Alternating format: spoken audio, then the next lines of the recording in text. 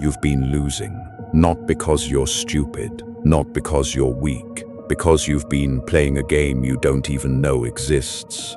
And while you were busy being good, the wolves already took everything. Let's be honest about what's happening to you. You work harder than the people above you.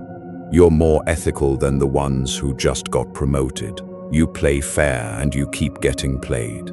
That's not bad luck. That's a design flaw in your thinking. Machiavelli saw this 500 years ago. While philosophers debated virtue, he was studying power, real power, how it moves, how it hides, how it devours the naive. He wrote it plainly in The Prince. It is better to be feared than loved if you cannot be both. Nobody framed it on a wall.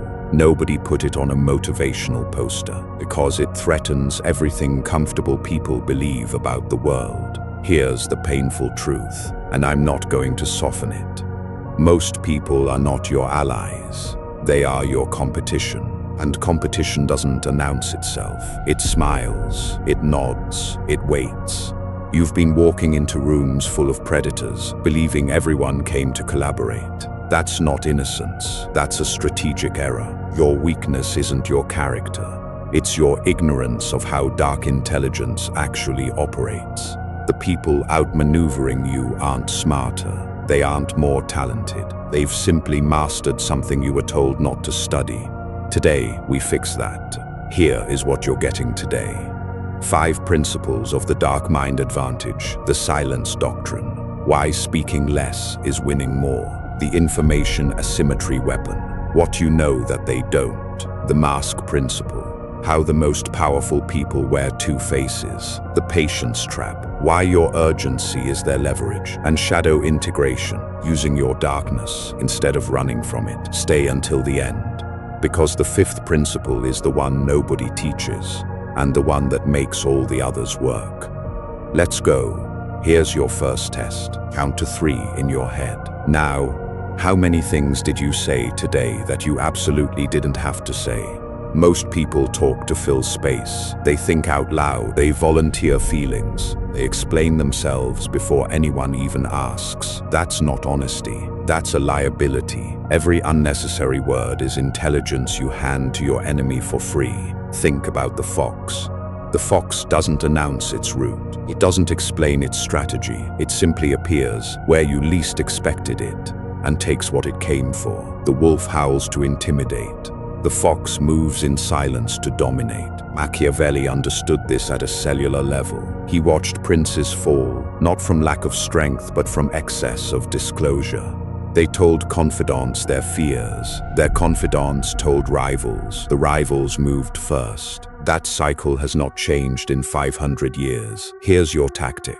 Speak with intention, not with need. When someone asks your opinion, pause before answering. Count 3 seconds. In those 3 seconds, ask yourself, does saying this serve me or does it serve them? If the answer is them, say less.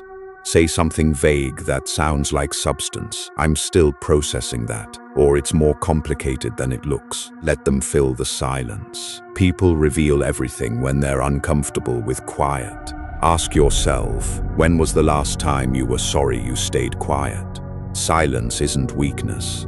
Silence is information control, and information is the only currency that never devalues. Speaking of information, the next principle is about how to weaponize what you know before anyone else knows you know it. Every room you walk into is a battlefield, and every battlefield is decided by intelligence, not firepower. This is called information asymmetry. It means knowing more than your opponent knows you know. That sentence matters. Reread it mentally. The chess grandmaster doesn't just see the board. He sees your strategy 3 moves before you execute it. He watches where your eyes go, what you hesitate over, what you defend without being attacked.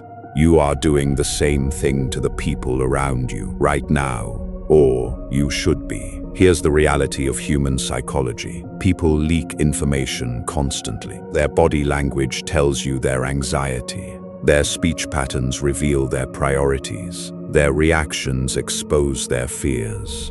Most people miss all of it because they're focused on what they want to say next. Machiavelli called this observational superiority. Whosoever desires constant success must change his conduct with the times. Translation: read the room better than the room reads you. Here's your tactical framework. Step 1. Stop talking about yourself in new encounters. Ask questions instead. What's been the biggest challenge in your work lately? Then, listen, not to respond. To file. Step 2. Build a mental map of what each person in your circle wants, fears, and resents. Most people have the same 3 anxieties: not being respected, not being seen, and not being in control. Find which one drives each person, and you hold their manuals. Step 3. Never reveal what you've observed. Use it. Don't announce it. This is not manipulation in the cheap sense. This is strategic empathy, understanding people so completely that they can never surprise you. The hyena waits at the edge of the hunt. It doesn't announce itself. It studies the patterns. Then it moves at exactly the right moment, when the lions are distracted, when the prey is already exhausted. You want to be that patient, but patience only works if you have the right face for the right moment. Which brings us to a principle most people are afraid to discuss. Let me ask you something uncomfortable. Do you show people exactly who you are? If your answer is yes, you are at a tactical disadvantage. This is not a cynical claim. This is behavioral science. Every person you interact with runs a covert contract in their head. A covert contract is an unspoken agreement they've decided you've made with them. Based on the version of you they've seen, you show them your anger. They categorize you as volatile. You show them your generosity. They categorize you as exploitable. You show them your ambition. They categorize you as a threat to eliminate early. People don't respond to who you are. They respond to the story they've built about you. Machiavelli was ruthless about this. He wrote, "Everyone sees what you appear to be. Few experience what you really are." That's not a moral failing. That's operational reality. The lion doesn't walk into the watering hole roaring. It approaches calm, regal, almost indifferent. The prey relaxes, then the lion moves. Here's your tactic. Audit your personal brand right now. Ask yourself, what 3 adjectives would the people in your professional life use to describe you? If any of those words are nice, helpful, or agreeable, you have built a mask that serves everyone else's comfort at the cost of your own power. You don't need to become cruel. You need to become unreadable. Practice strategic neutrality. When someone provokes you, don't react. When someone flatters you, don't soften. When someone pressures you, don't rush. Your face should say, "I have considered this. I will decide on my terms." That is the mask of the sovereign. Not cold, not warm, in absolute control. Now here's the open loop. Everything I've told you so far fails if you operate with urgency. Because urgency is the signal that you need the outcome. And need is the predator's favorite scent. This is where most intelligent people destroy themselves. They see the move. They see the opportunity. They act too fast. And in that one moment of urgency, they hand the other person the upper hand. Here's the psychological mechanism. When you need something to happen quickly, you make concessions. You accept worse terms. You reveal your desperation, and desperation in any negotiation, in any power dynamic, is cognitive dissonance in real time. You believe you're moving forward. You're actually surrendering control. Sun Tzu understood this before Machiavelli did. The supreme art of war is to subdue the enemy without fighting. Translation: let the situation work for you by not forcing the situation at all. The crocodile doesn't chase the gazelle across the savannah. It waits at the river. It has waited there for 50 million years. Because it knows, eventually, everything comes to drink. Your tactical system. First, identify your 3 highest stakes current situations: career, relationship, financial. Second, in each one, locate where you've been applying pressure, where you've followed up too quickly, where you've shown your hand through eagerness. Third, pull back strategically. not permanently, not coldly, but let them wonder where you went. Let the river come to the crocodile. Now, I need to issue a warning here. Don't mistake patience for passivity. Patience is a weapon held in reserve. Passivity is a weapon that rusted in your hand. While you wait, you prepare, you build leverage, you develop alternatives. You make yourself less dependent on any single outcome. Because the moment you have genuine alternatives, the urgency disappears. And when the urgency disappears, you become the most powerful person in the room. You've made it this far. That matters, because the final principle is the one that makes you genuinely dangerous in the best possible way. If this is landing for you, hit that subscribe button now, because this is the beginning of a series that most channels are too afraid to publish. Carl Jung called it the shadow. It's the part of you that was told to be quiet. Emotion they called arrogance. The anger they called aggression. The coldness they called cruelty.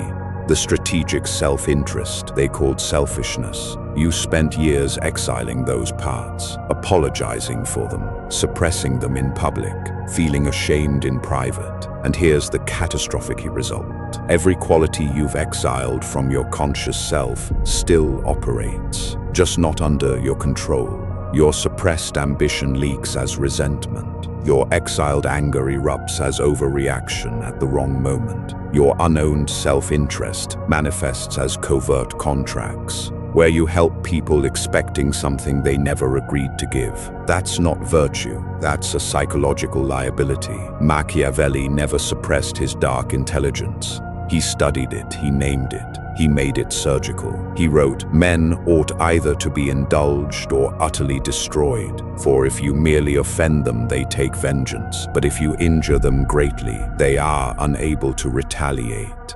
That's not evil. That's the psychology of committed action, of knowing exactly what you're doing and doing it fully or not at all. Your integration protocol. Step 1, name it. Write down 3 qualities in yourself you've been told are too much, too ambitious, too cold, too calculating, too direct. Those are not your flaws. Those are your uninitiated strengths. Step 2, find the strategic application. Your coldness, that's emotional regulation under pressure. Your calculation, that's pattern recognition in human behavior. Your ambition, that's the engine of every significant outcome in your life. Step 3, stop apologizing for your edges. The fox doesn't apologize for being cunning. The wolf doesn't soften its instinct to dominate. The lion doesn't shrink so the prey feels comfortable. You are not here to make predators comfortable. You are here to stop being prey. Shadow integration is not about becoming ruthless. It's about becoming whole. A whole person is unpredictable. A whole person doesn't react, they respond. A whole person walks into the room and the room adjusts. That's the dark mind advantage. Let's pull this together, because this is where the real transformation locks in. You came in today either conscious or unconscious of one thing. The game has rules they never taught you. Silence over disclosure, observation over reaction, the mask over the wound, patience over urgency, your shadow as your weapon, not your shame. These aren't tricks. These are the operating principles of every person who has ever held real power in history.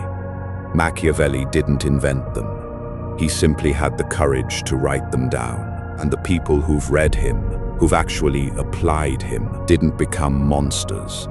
They became sovereign. Now let me tell you what happens if you walk away from this and do nothing. You go back to the same rooms, with the same face they've already categorized, using the same urgency that telegraphs your desperation, suppressing the same qualities that could protect you, and handing the same information freely to people who are already using it against you. That's not a dramatic fate, it's a quiet one.